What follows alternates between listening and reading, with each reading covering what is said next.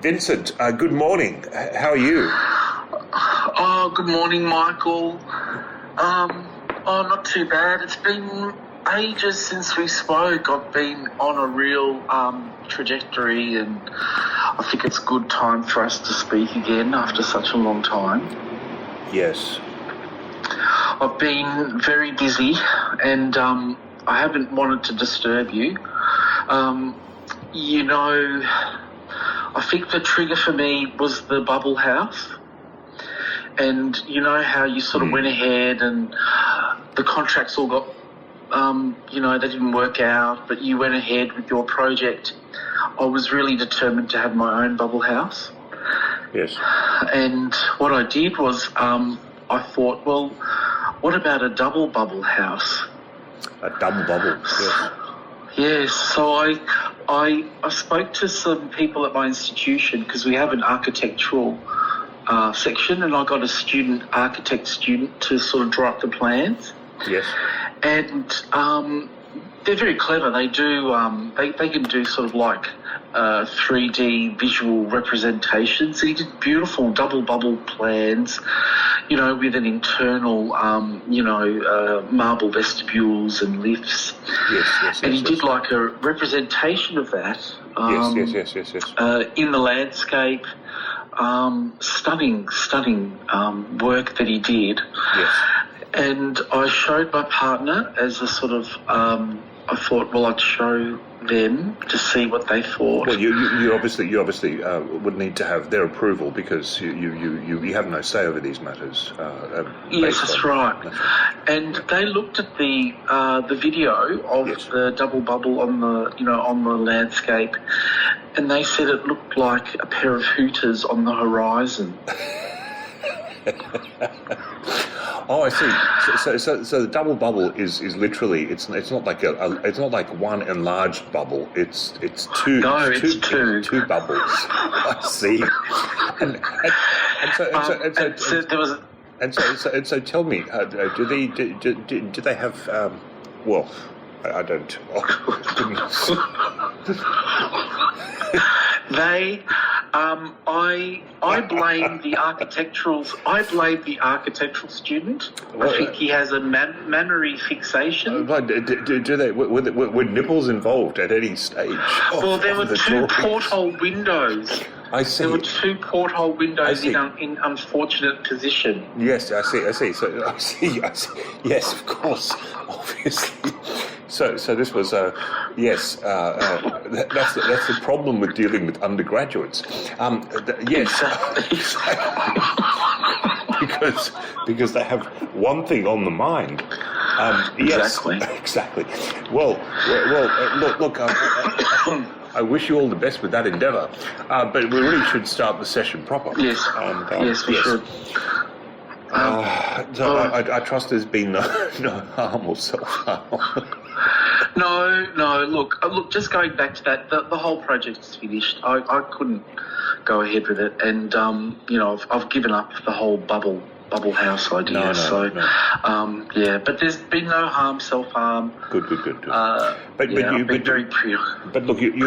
were pleased to know that mine is almost finished, and one day we'll connect, and you're welcome to come and stay over because it's fabulous, the whole thing. But what I do want to discuss with you, other than what you have to bring to the session today, is that over the weekend, because I've been attending workshops over the weekends. Yes. And I attended a fantastic workshop because we've been exploring these different modalities and trying to figure out a way to help you through these different things. Yes. Because you're trying to navigate a path, and I sense that you want to find the right.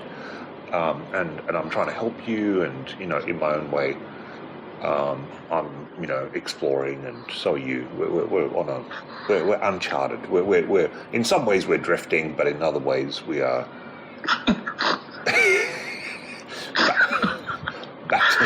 think we're drifting a lot. Back to the nautical theme, which I think we kind of like. We did to death. We did to death. Exactly.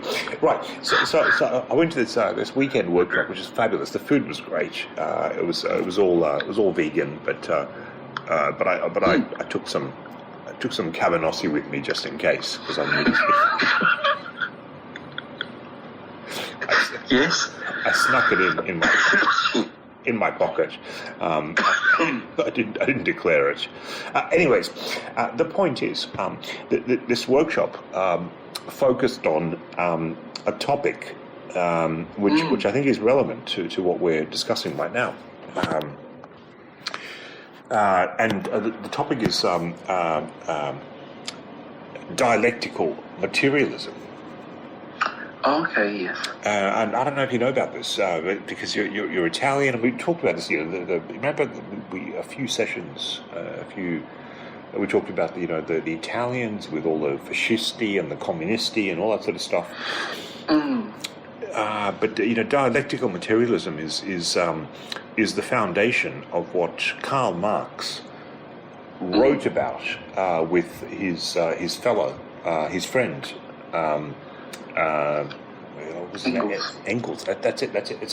And if you read the letters they wrote to each other, they're very affectionate. I mean, it's the stuff of Brokeback Mountain, really. If you, I don't know, were they friends or friends with benefits? Who knows? It doesn't matter. I don't care. It doesn't matter.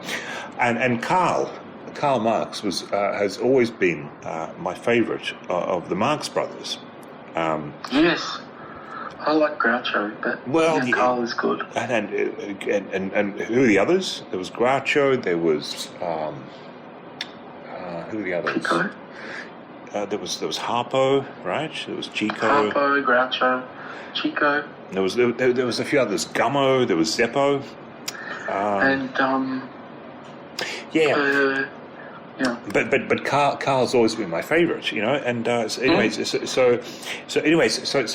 Karl is the one that's always left out. But he was always my favourite of the brothers. Although maybe he wasn't the brother. He was a bit older. Maybe he was the father. That's it. Maybe he was the father. Maybe he was the father. Anyway, so he kind of founded this thing, dialectical materialism, and what it is so the dialectics is this sort of opposing forces, that these different forces oppose each other and they come out fighting, but materialism is really important, and so we learnt over this weekend a lot about this new modality, and the one that I wanted to propose to you, and maybe something we can work with. Which is different to all the others. It's a new modality in psychotherapy, very, very experimental, but very, very dynamic and very, I think it'll really work for you. It's called labelistic. Oh, labelistic. Yes. And I thought because you're Italian and you've got that whole la bella figura thing, right? And I'm holding mine. So it's labelistic.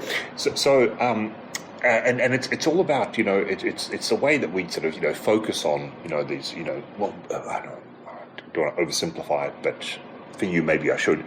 It's focusing on brands or and there's it reminded me of these parlor games that I used to play with my friends, where we'd sort of go like, what are the brands and we like, hey, between us, 6 of us, we've got like 14 Apple devices, or we've got like 7 Dyson things in our house, and then we'd go through this stuff, and the reason I think it's important is because it helps us to get down to the very core and essence of who we are. As brand identification. Exactly. Because that is what we associate. That is how we relate. That is who we associate with, and it's one of those things that once you actually start to, exactly. I think you're onto something. Exactly. So what should I do? Should I start dressing in branded clothing? Well, no. The first thing is for the next session. I think maybe just do a tally of all the things that you have in your house, tallied up. Yes. Tallied up by the by the count. I won't email because I can't afford the. Well, actually now I can, so I will email you. Yes, but just tally up the quantity of things of a certain brand in your house, because that's quite interesting.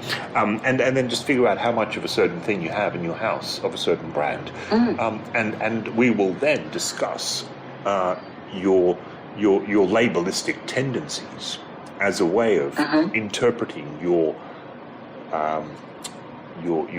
characteristics, and then we can maybe do that with who's your friend. Have you had any? How are your glutes, by the way? Oh, my glutes! I'm still intolerant.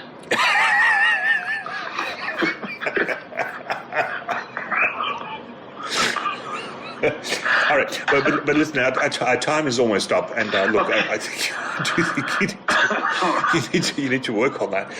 But yes, I'll email that through. Just a simple spreadsheet. Just do a quick tally, and yes. Okay. All right, good. Yeah. Oh, that sounds good, Michael. Well, great to reconnect after such a long time. Yes. Look, and the whole double bubble house. Yes. It's finished, and I think this new labelistic mode will be good. I think it'll be something that might be revealing. Yes. I have had a